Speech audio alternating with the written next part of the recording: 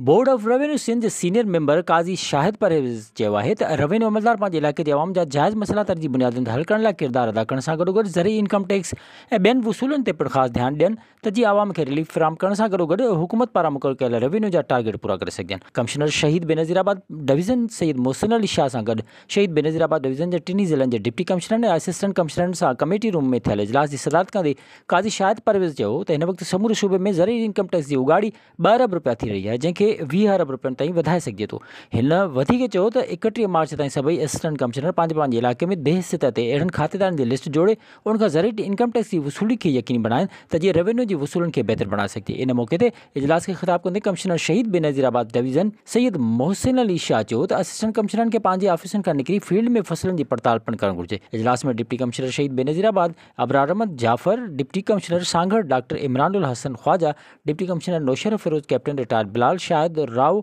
समेत टिनी ज़िलनि जे समूरनि असिस्टेंट कमिश्नरनि बि शिरकत कई। विज़िट कयो अवामी आवाज़ मीडिया ग्रुप जी वेबसाइट awamiawaz.pk।